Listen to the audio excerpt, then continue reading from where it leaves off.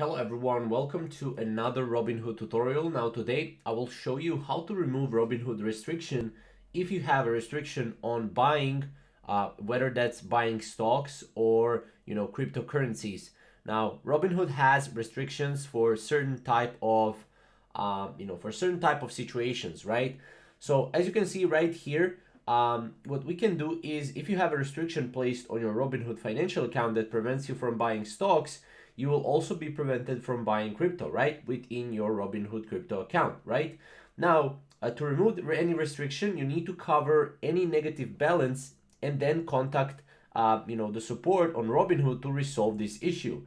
If you still cannot solve this issue, I would definitely go and contact a Robinhood support by clicking on here, and then I would contact definitely Robinhood support. You need to sign in, and then they will be able to give you personalized support on the matter. Now, usually just by covering negative balance, you will be able to go and to remove Robinhood restriction, but sometimes that does not happen. So what you will have to do is you will have to go and contact Robinhood support because something else is in the picture, right? And something else is giving you restriction, right? So that's basically what you can do to remove Robinhood restriction. It's the only way you can do it. So if you have any questions or maybe comments, comment down below and we'll see you in the next video. Thank you guys for watching.